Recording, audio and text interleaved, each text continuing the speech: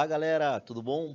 Bom estar com vocês de novo para esse bate-papo todo especial sobre expressividade escrita, né? Porque, afinal de contas, o nosso bate-papo é sobre a melhor maneira de como expressar-se a partir da língua escrita e a partir da sua redação, né? É muito bom falar sobre isso, é muito bacana trocar essa ideia com você, bater esse papo sobre como é que a gente monta os nossos textos, e é para isso que nós vamos estar aqui hoje. Para falar especificamente, vamos aproveitar que a gente está fechando um ciclo, fechando um semestre, para que a gente consiga necessariamente apresentar para ti uma ideia, uma revisão, uma retomada de alguns aspectos.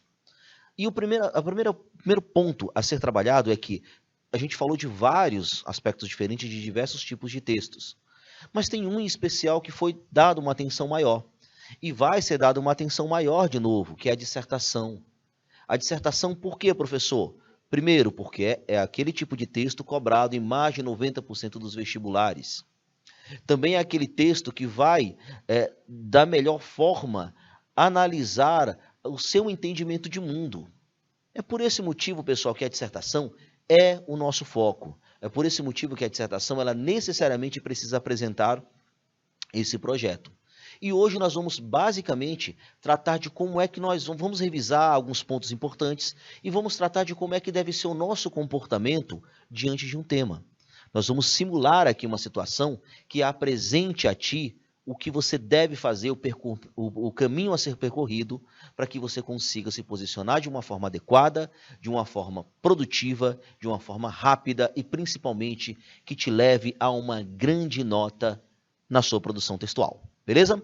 Então vem comigo aqui para o nosso material para a gente dar uma avaliada, dar uma analisada no que é essa questão da dissertação escolar, que é o nosso papo de hoje. Vamos relembrar aqui alguns pontos importantes da dissertação escolar, importante para que você consiga compreender todo o processo que nós vamos fazer aqui. Primeiro, entenda, nós já sabemos que a dissertação escolar é o nosso foco por vários motivos, dentre eles, basicamente, por ser um texto que vai melhor avaliar o seu poder de expressividade dentro de situações formais. Bom, por que esse texto é o melhor para ser avaliado? Primeiro porque ele é um texto de caráter formal. Se ele é um texto de caráter formal, eu tenho necessariamente a primeira ideia que ele tem uma expectativa, ele tem um direcionamento. Além dele ser de caráter formal, você vai entender também que ele baseia-se num princípio de racionalidade. Então, ele é um texto racional, tá? É por ser um texto formal, que cobra uma expectativa, é por ter essa questão da racionalidade, que eu consigo avaliar de uma maneira mais padronizada, mais concreta o aluno. Por isso, a dissertação é a preferida dos vestibulares. Bom, mas tem outros detalhes aqui que eu já sei só sabendo que o texto é dissertativo. Que detalhes são esses? O outro detalhe aqui é que esse texto ele tem uma função. A função é transmitir uma informação. Eu preciso informar. Para transmitir uma informação, veja bem, eu preciso de clareza. Ponto importante da minha dissertação. O texto precisa ser um texto claro. E para ser um texto claro, eu preciso pensar em alguns instrumentos a serem utilizados na produção do texto para que eu garanta essa possibilidade de clareza. Como é que eu faço isso?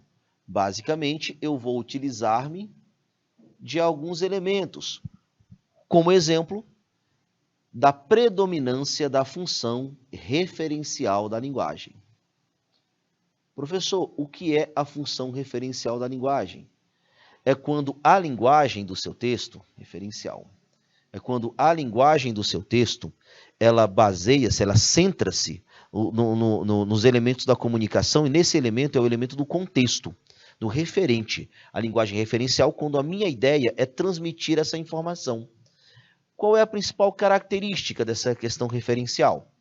É justamente a predominância do sentido denotativo. A predominância do sentido denotativo, certo? Pois bem, a partir daí você já tem uma ideia interessante. Eu já sei que o texto é formal, então existe uma expectativa, existe uma estrutura, por exemplo. Eu sei que o texto deve ser formado por introdução, desenvolvimento e conclusão. Outra coisa, eu tenho um objetivo, que é informar algo.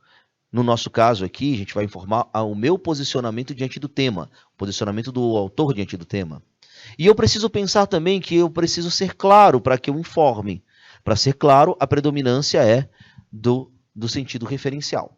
Além disso, o que mais que eu preciso analisar? Além disso, você vai analisar que para ser claro, você precisa utilizar a variedade que é comum a todos os falantes. Então, você vai utilizar a variedade padrão da língua portuguesa.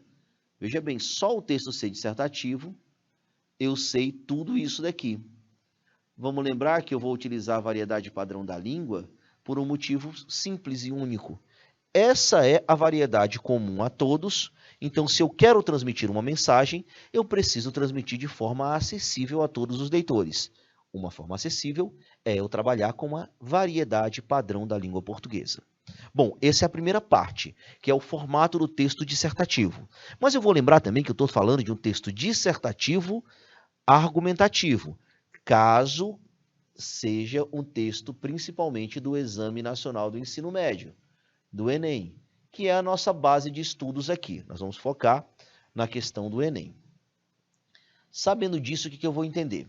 Sabendo que meu texto é predominantemente argumentativo, eu vou trabalhar com uma dissertação argumentativa. O que eu vou fazer? Eu vou entender o que precisa ter nesse texto para que ele realmente seja argumentativo. Bom, para que um texto seja argumentativo, eu preciso entender que esse texto ele tem que ter uma ideia central. E qual é o objetivo de um texto dissertativo argumentativo? É a defesa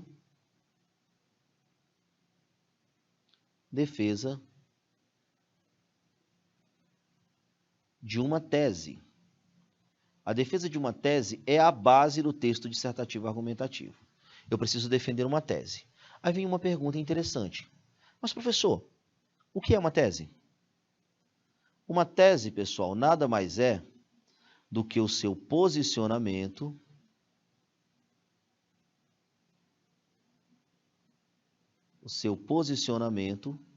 sobre o tema.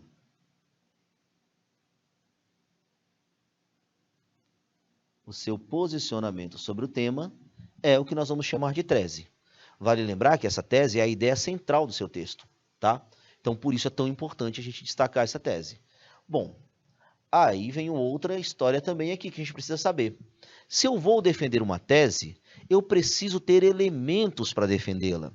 E esses elementos para defender eu vou chamar de quê? De argumentos. Eu preciso de argumentos. Professor, mas que argumentos são esses? O que são argumentos? Você vai lembrar que argumentos nada mais vão ser do que provas da tese. Provas que minha tese é verdadeira. Eu preciso provar que essa tese é verdadeira, certo? Para provar que uma tese é verdadeira, eu preciso de argumentos. Professor, mas o que são necessariamente argumentos? Argumentos, pessoal, é importante você entender que ele pode assumir dois pontos importantes. Argumentos, ele nada mais é do que a sua opinião. É a sua opinião, claro, você vai dar sua opinião sobre o assunto, mas não é só isso. Vamos lembrar que estou tratando de um texto racional. Então, para que a minha opinião seja válida, para que ela fuja da subjetividade, eu preciso também entender que essa opinião precisa estar fundamentada por fatos. A opinião mais os fatos, ou mais o fato, ela vai constituir o que eu vou chamar de argumentos. Professor, que fatos são esses? O que é fato necessariamente? Esses fatos, pessoal, a gente vai chamar de fato, basicamente, a fundamentação teórica desse processo. Então, eu vou dar uma opinião e eu vou fundamentá-la. A fundamentação da minha opinião é que eu vou chamar de fato. Fundamentação. E eu vou lembrar que essa fundamentação é dada por aquilo que eu vou chamar de repertório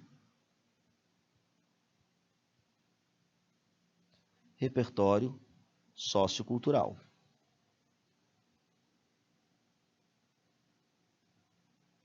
A partir daqui, eu tenho uma lógica do texto que eu vou fazer, certo?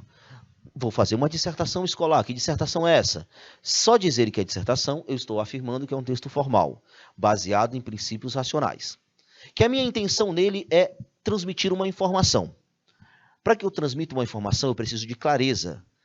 Para a clareza aparecer, eu preciso predominantemente do sentido referencial da linguagem, da função referencial, que nada mais é do que falar exatamente o que eu quero que o corretor entenda.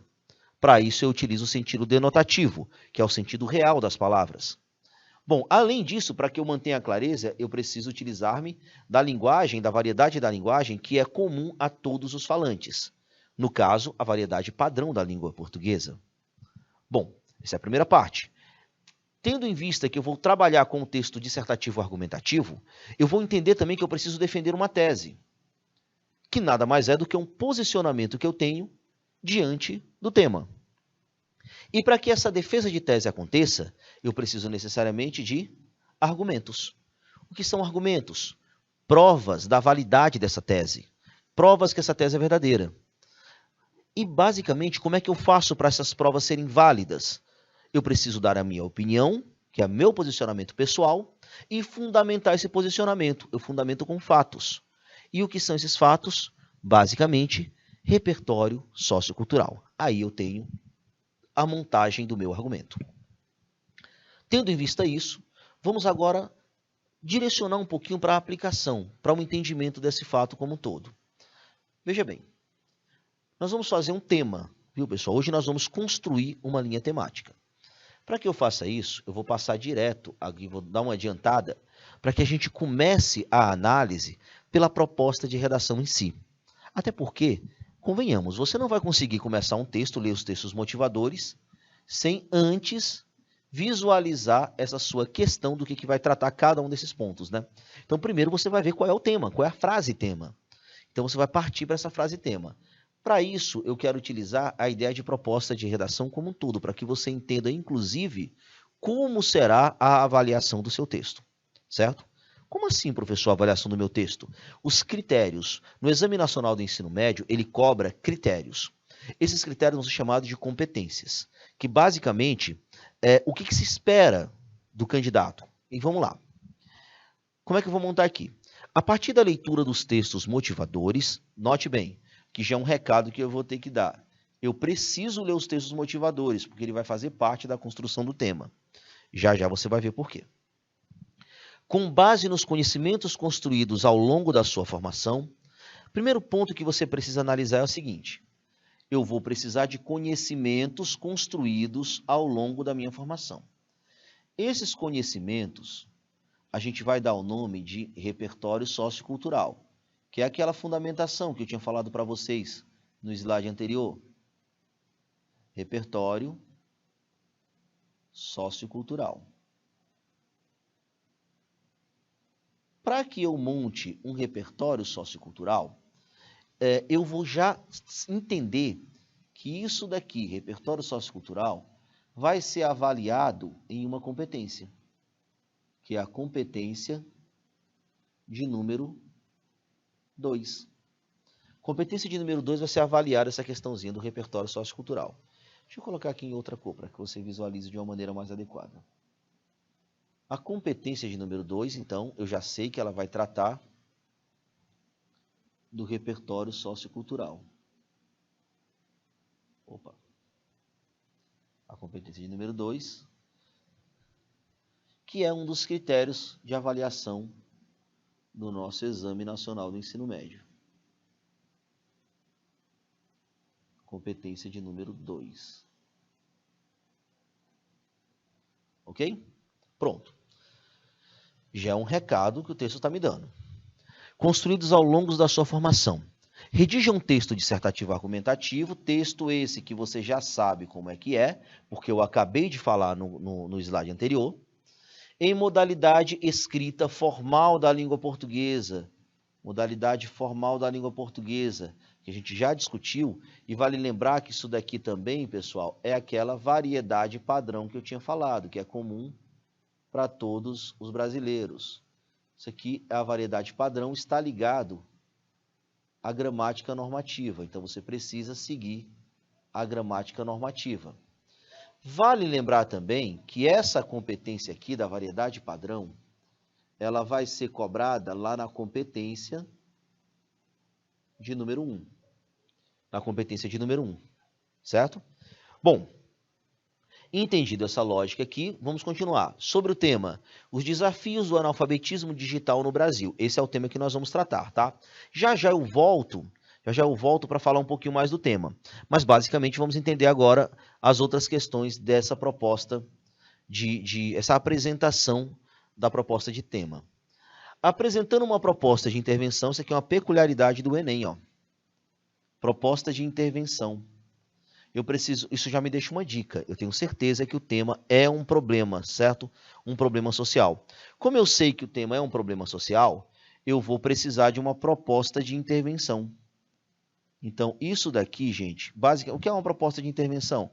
Uma proposta de solução para o problema, tá? Isso aqui é a exclusividade do Enem. Normalmente, ele vai aparecer na conclusão do seu texto. Na conclusão. E vamos lembrar que ele vai ser avaliado em uma competência também. Eu tenho uma competência só para avaliar essa proposta de intervenção, que é a competência de número 5, certo? Que respeite os direitos humanos. Olha aqui a outra ideiazinha aqui. O que você precisa fazer? Selecionar, organizar e relacionar de forma coerente o seu texto. Gente, isso daqui, basicamente, o que o corretor está dizendo? Você precisa de um projeto de texto. O que é um projeto de texto, professor? Um projeto de texto é você entender o que você vai utilizar de forma organizada para defender sua tese. Isso é um projeto de texto. E esse projeto de texto é cobrado em que competências?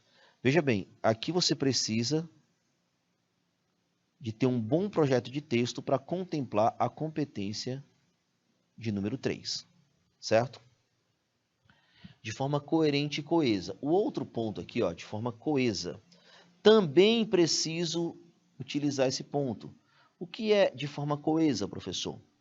É nada mais do que a ligação entre as partes do seu texto.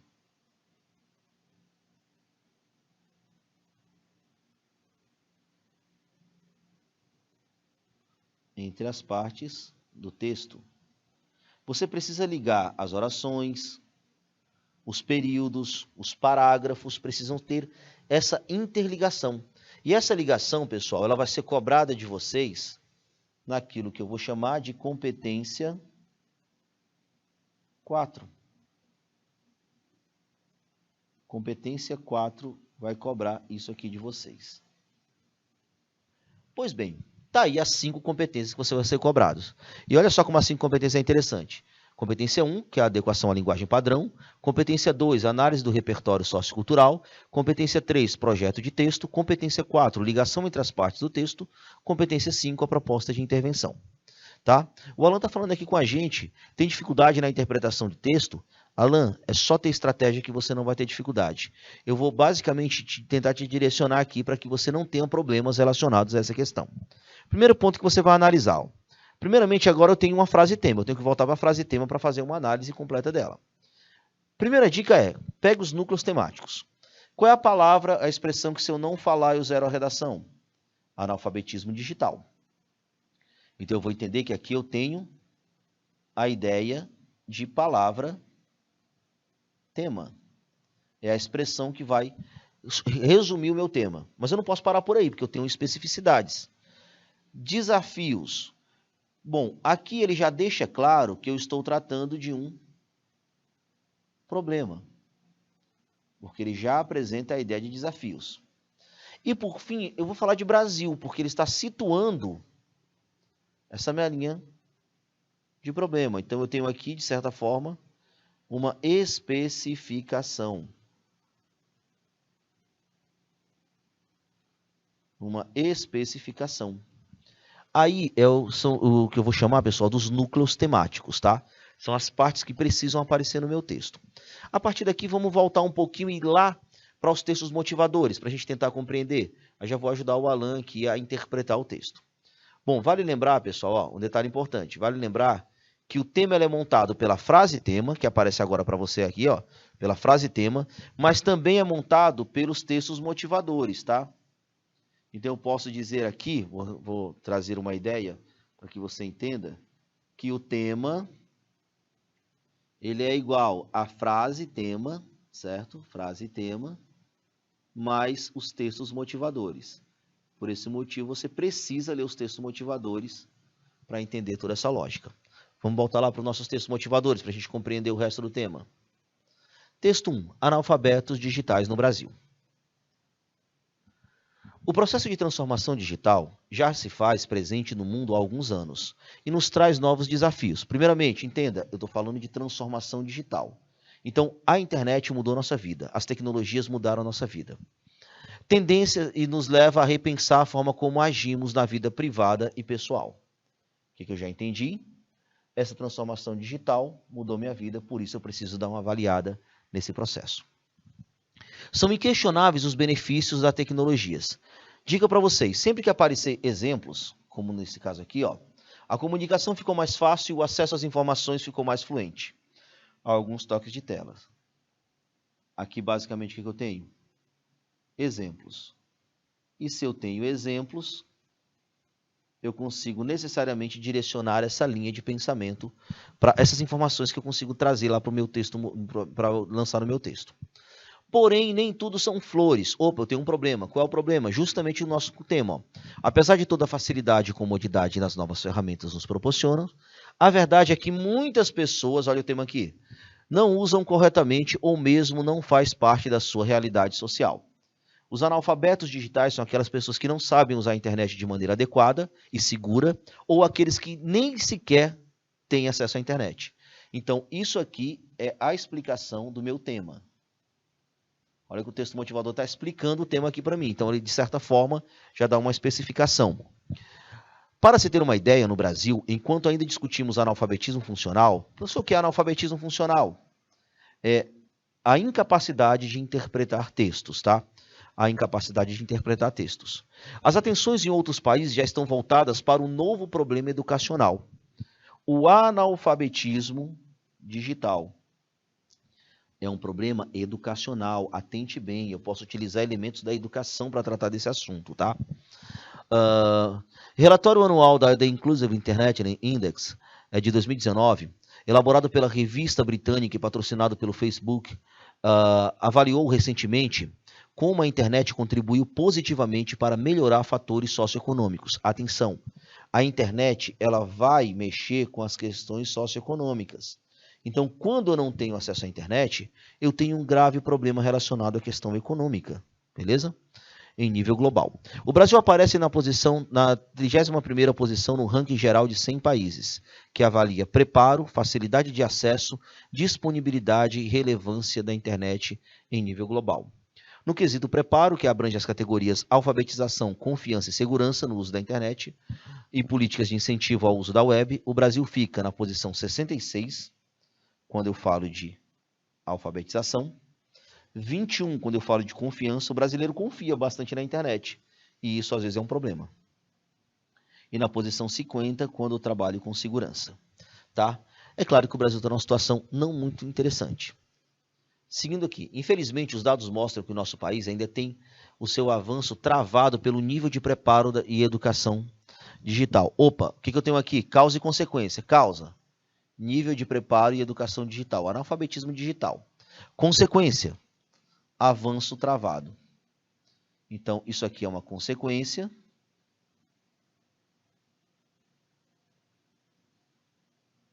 Isso aqui é uma causa. Essa relação de causa e consequência já me ajuda a montar o meu texto, tá? Nesse contexto, gosto de destacar o conceito de cidadania digital, que é o uso responsável das tecnologias pelas pessoas. Como cidadãos, temos o direito e o dever de saber usar corretamente as inovações tecnológicas que surgem ao nosso redor. Mas nem todos se relacionam com as informações da internet. Ou pior, alguns têm fácil acesso à tecnologia, mas não usam adequadamente. E por isso confiam no que é dito nas plataformas online. Quando eu confio demais no que é dito na plataforma online, qual é uma consequência disso? Disseminação de fake news. Certo? E aí digo um dos pontos que entristece nós, educadores. Uma das posições mais altas alcançadas pelo Brasil no ranking da The Economist foi o nível de confiança em informações compartilhadas nas redes sociais. Ora, isso aí é um indício de que isso pode acontecer, pessoal. Basicamente, a relação do avanço das fake news, tá? Foi o nível de confiança de informação compartilhada nas redes sociais. Enquanto ficamos no quarto lugar nesse quesito de confiança, a Suécia tem uma população mais desconfiada e ficou na posição 62. Ou seja, ainda não somos alfabetizados quando o contexto é a confirmação da veracidade dos fatos noticiados no meio digital. Ótimo? Vamos lá. Seguindo o texto 2. Agora a bicha está mandando ler o código de barras. Um fino, um fininho, um grosso, um fino, lendo o código de barras. Aqui, pessoal, uma denúncia de um grupo social que é bem comum ter dificuldades relacionado às tecnologias. Então, eu tenho a exclusão digital dos idosos. É um exemplo do problema enfrentado por esse grupo especificamente. Ok? Bom, seguindo então. Além disso, nós temos o texto 3.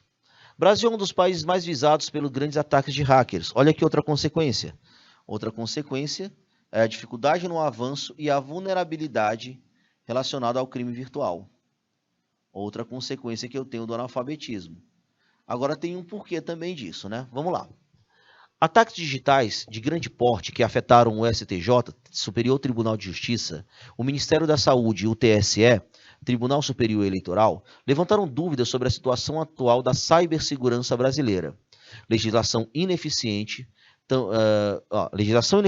tamanho da população e falta de educação digital, que é o nosso tema, são alguns dos desafios para que o país suba nesta lista, de acordo com especialistas ouvidos pela Twitch. No levantamento de 2019, da ITU, União Internacional de Telecomunicações, na sigla em inglês, o país está na 70ª colocação. Nas Américas, tem a 6ª colocação, atrás de Paraguai. O índice da ITU analisa o comprometimento com a segurança cibernética dos países. Leva em conta critérios como a legislação, no Brasil já existe, mas é muito peculiar, ainda é muito carente de uma legislação mais específica, mecanismos anti-ataques e até mesmo sistema de proteção online para as crianças. Os 3 primeiros colocados no ranking são Reino Unido, Estados Unidos e França, respectivamente.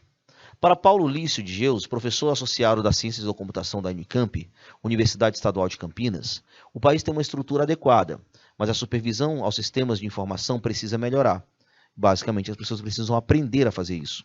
A gestão de TI, tecnologia da informação, deveria cuidar de segurança também, não apenas o TI funcionando, disse.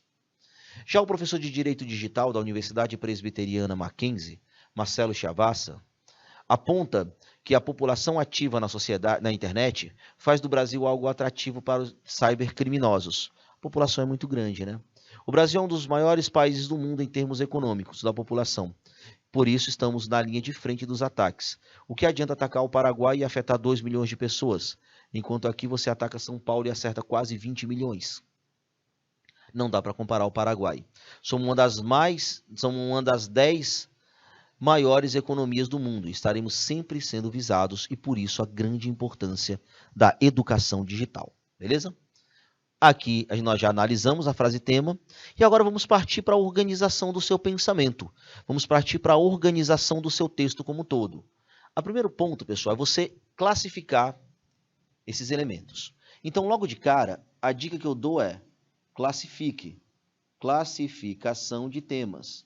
Porque aí, quando eu classifico, eu consigo necessariamente apresentar uma estratégia de repertórios que vão servir para vários temas diferentes. Então, logo de cara, eu vou classificar os meus temas.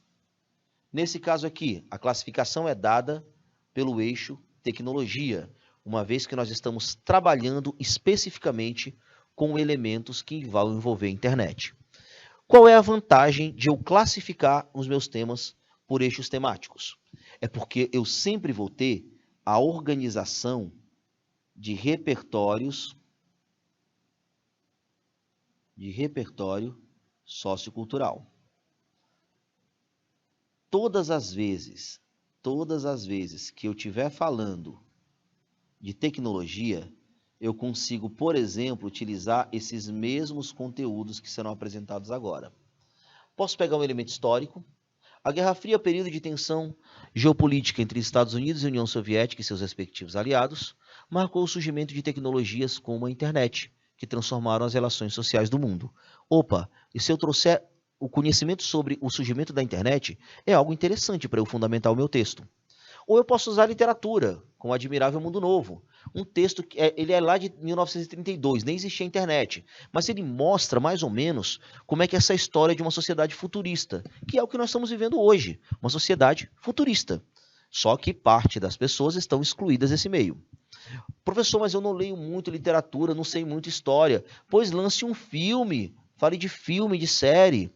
Black Mirror é uma série britânica que é transmitida lá pela Netflix, que retrata a influência da tecnologia no cotidiano de uma sociedade futura. Black Mirror tem vários episódios, cada um falando de um tipo de envolvimento da tecnologia dentro da sociedade. Muito importante. Professor, mas eu gosto de fazer a citação direta. Olha essa daqui.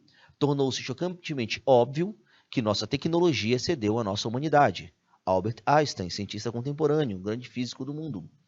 Bom, mas falar de lei também é bem interessante, né? Se eu trouxer uma lei, o Marco Civil da Internet. Ah, professor, mas eu não vou lembrar de uma lei para cada tema, não. E nem precisa. Você vai o quê? Classificar os temas. Por isso, toda vez que eu falar de tecnologia, eu vou falar da mesma lei. Marco Civil da Internet, oficialmente chamado de Lei número 12.965, de 2014. É a lei que regula o uso da internet no Brasil. E, por fim, eu posso trazer um dado estatístico. Em 2018, o IBGE chegou à conclusão de que 25% dos brasileiros não possuíam acesso à internet. É um dado que mostra, ora, as pessoas não sabem usar. Claro, 25% dos brasileiros não têm nem acesso a ela, imagina saber utilizá-la. Como é que eu faço isso, professor? A partir de um projeto de texto.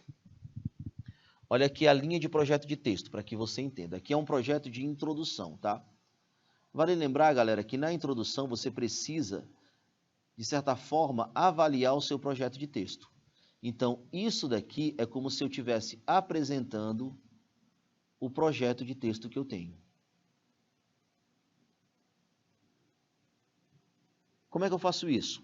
Primeiramente, você vai procurar situar o seu texto dentro de uma realidade, tá? Então, primeiramente, você vai, com essa contextualização, a busca é por situar o tema na realidade. Para isso, eu vou utilizar um repertório sociocultural. Olha só o repertório que eu utilizei. Um momento após a Guerra Fria. Lembra que eu falei que a internet surgiu na Guerra Fria, né? Olha aqui, para você visualizar. A internet surgiu durante a Guerra Fria. A internet surgiu durante a Guerra Fria. Então, o que eu vou colocar? Um momento após esse surgimento, que foi um momento da universalização. Após a Guerra Fria, no final do século XX, o processo de globalização intensificou-se, bem como seus efeitos, sobretudo pela universalização da internet. Atente bem, ó.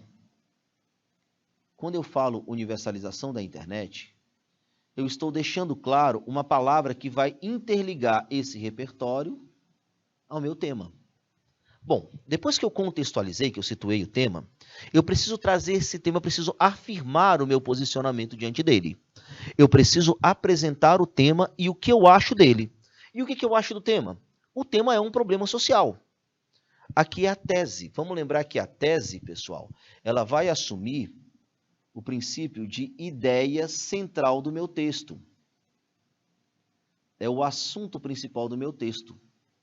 É justamente essa ideia. Bom, se eu preciso apresentar o meu posicionamento, eu preciso deixar claro que eu estou tratando de um problema. Como é que eu faço? Olha só, eu afirmo dificuldades. Eu tenho dificuldades, então aqui eu estou apresentando uma ideia de problema social. Bom, as dificuldades para se combater, agora eu preciso trazer o tema, os núcleos temáticos para dentro do meu texto, para que eu prove para o corretor que eu necessariamente abordei o tema de forma completa. E olha aqui, analfabetismo digital no Brasil. Foi a retomada da frase tema. Isso aqui serve para quê? Para eu retomar a minha frase tema. A frase tema e, basicamente, os núcleos temáticos apresentados por ela. Isso aqui é um recado muito claro que eu dou para o meu corretor. Que recado claro? Eu abordei meu tema de forma completa. Pronto. Mas lembre-se que o que você está fazendo aqui nada mais é do que um projeto de texto. Então, você precisa apresentar o caminho que você vai percorrer para destacar, para defender essa tese. Vamos lembrar, lá quando eu estava falando de dissertação argumentativa, eu disse que eu preciso apresentar uma tese, defender uma tese. Vou defender aqui que existem dificuldades para combater o analfabetismo digital. Bom, agora eu preciso de argumentos. Vou pensar agora naquela questão da opinião. Porque quando eu lanço a opinião, eu já marco o projeto de texto. E depois eu coloco o fato no desenvolvimento para que eu gere um argumento. Para começar, como é que eu vou planejar isso? Eu vou separar em aspectos sociais e aspectos estatais. Por que eu vou separar dessa forma? É muito simples, para que haja progressão. Para que eu consiga trazer ideias novas em cada parágrafo. Bom, isso daqui, veja bem, eu preciso provar que a minha tese é verdadeira. A minha tese é que eu tenho um problema. Se eu tenho um problema, eu preciso provar que esse problema existe. Então eu vou trazer causas. Causa 1 do problema, a desigualdade no acesso aos meios tecnológicos. A desigualdade é a minha causa 1. Então, o que eu estou dizendo? Ó, isso aqui é a minha opinião. Eu vou desenvolvê-la no segundo parágrafo. Eu vou desenvolvê-la no segundo parágrafo. Por que eu vou desenvolvê-la no segundo parágrafo? Porque é lá que eu vou trazer o fato, o repertório. Isso aqui eu vou chamar de desenvolvimento de número 1, certo? Pronto, olha só o meu projeto de texto sendo montado. Eu apresento, eu anuncio. Bom, mas só isso não é o suficiente, eu preciso trazer um outro ponto. Qual é o outro ponto? A causa 2. A causa 2 vai ser aspectos estatais, para que eu tenha ideias diferentes em cada parágrafo. Ineficácia de políticas de inclusão. Aqui é um anúncio. Ei, esse é o anúncio do meu terceiro parágrafo. Essa é a opinião que eu vou defender no terceiro parágrafo. E quando eu defendo essa opinião no terceiro parágrafo, eu tenho aqui o meu desenvolvimento de número 2. Aí eu tenho um projeto de texto montado. Agora eu preciso escrever isso. Eu preciso deixar claro essa ideia. Para isso, pessoal, basicamente, eu vou juntar essas partes, principalmente por meio da coesão. Então, o que eu tenho aqui? Ó? Um exemplo de introdução. Primeiramente, a contextualização, que eu já tinha apresentado para vocês. Após a Guerra Fria, no final do século XX, o processo de globalização intensificou-se, bem como seus efeitos, sobretudo pela universalização da internet. Opa, o que eu tenho aqui? Logo de cara, eu tenho a minha contextualização. É o fato de eu ter situado o meu tema na realidade. Contextualização. Agora, note que eu preciso ligar as partes do meu texto. Eu preciso de coesão. Como é que eu ligo as partes do texto? Olha aqui. Diante desse cenário... Como é que se diante desse cenário, professor? Diante de que cenário? Desse cenário de avanço da internet. Desse cenário que eu acabei de falar sobre a universalização da internet. É possível analisar, olha a marca de opinião, eu estou falando, é possível analisar as dificuldades para combater o analfabetismo digital no Brasil. Apresentei a minha tese como um reflexo negativo de tal panorama. Agora, o que eu preciso? Eu preciso apresentar o meu projeto de texto, que é afirmar o que eu vou tratar no argumento 1 e no argumento 2. Como é que eu junto essas duas partes que eu tenho diante desse cenário? Como é que eu junto a outra parte? Dessa forma. O que essa dessa forma apresenta? aqui a marca de coesão. Estou ligando as partes do meu texto. É cabível a discussão. Opa, cabe essa discussão, é cabível a discussão. Estou afirmando isso. Sobre fatores como a desigualdade no acesso aos meios virtuais. Quando eu trabalho com isso, eu estou trabalhando propriamente com a ideia de argumento de número 1, anunciando. E a ineficácia de políticas de inclusão, o que eu tenho aqui? Argumento de número 2. Eis aqui o que eu vou chamar de projeto de texto. Projeto de texto quando eu anuncio as partes do meu texto. Então, o corretor ele já vai entender tudo o que vai ter no meu texto. Todas as partes que vão montar esse texto. E olha só, outro detalhe importante. Eu interliguei todas as partes. Ó. Tem um ponto, eu coloquei um elemento de coesão diante desse cenário. Veja que eu retomo o que eu já falei. Tem um ponto, retomei dessa forma. Essa forma é a ideia de conclusão, retomando o que eu já falei. Então, isso daqui, gente, mostra organização. Eu estou contemplando, primeiro, o projeto de texto, que é a competência de número 3. Eu estou contemplando a coesão, que é a competência de número 4, quando eu retomo cada uma dessas partes, quando eu retomo o que eu já falei, isso liga o meu texto. Eu estou contemplando a competência 2, porque eu estou falando da Guerra Fria, um processo histórico, é uma fundamentação teórica, é uma base para o meu texto. Certo? E eu só não está aparecendo aqui a proposta de intervenção. Por quê, professor? Porque a proposta de intervenção ela vai estar lá na conclusão, mas ela vai estar interligada, porque ela precisa intervir na desigualdade social do acesso aos meios e ela precisa intervir na ineficácia de políticas públicas. Dessa forma, você vai ter um direcionamento adequado para a montagem do seu texto. É assim, a partir dessa ideia, da leitura dos textos motivadores, da análise da frase-tema, da organização de pensamento e, principalmente, da estruturação de um projeto de texto, que você vai ter sucesso na criação do seu texto, na organização e, principalmente, na sua nota alta. Eu me despeço por aqui, espero ter sido claro. A gente se encontra numa próxima. Até mais!